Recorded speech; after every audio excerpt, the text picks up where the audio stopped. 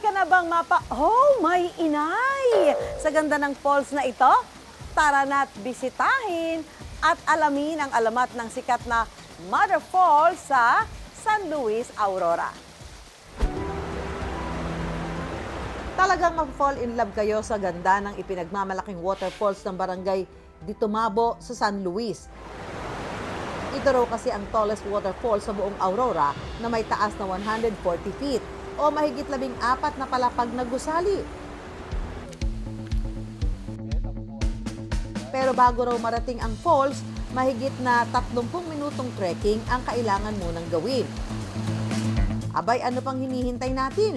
Simula na ang akyatan, kasama pa rin ang sparkle artist at ka-wonder nating si Linel. Ang lamig ng tubig, oh my God! Ang entrance fee dito, 30 pesos lang kada tao. Wala ka pa man sa destinasyon, siguradong mai-inlove ka na agad sa view ni Mother Nature.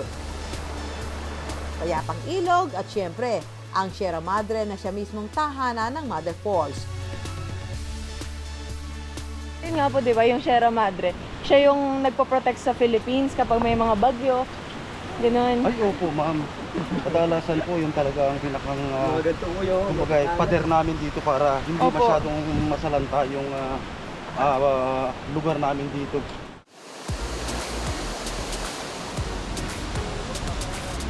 Grabe, ang ganda mo, nature. Konting lakad pa, Linel at I Wonder Team. Hi! Continue lang! Tawid pa more sa tulay, ilog at batuhan. Okay, mamili po tayo ng bato na hapakan. Dahil baka madulas. Mararating nyo rin yan.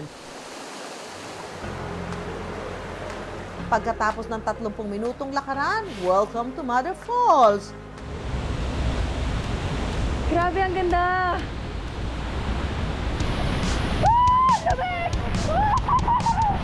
Let's go, I wonder! Ayan, dito tayo ngayon sa Mother Fall. Si Kuya, oh. Dati siyang bato. Si Kuya, kayang-kaya niya yung lamig. Pinaglikan na siya sa ice candy.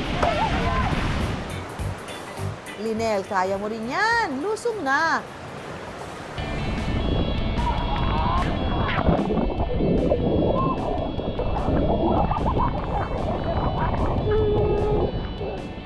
Worth it ang pagod sa pagtetrek pag nagtampisaw ka na sa malamig at walang kasing linaw na tubig ng Mother Falls. Very worth it yung pag-trek, yung pagod. As someone na hindi mahilig sa malamig na tubig, hindi talaga ako makakaligo sa malamig na tubig. Pero this one, grabe. Feeling ko lahat ng pagod, lahat talagang pag mas in-appreciate mo talaga yung nature, mapapa-thank you Lord ka na lang talaga.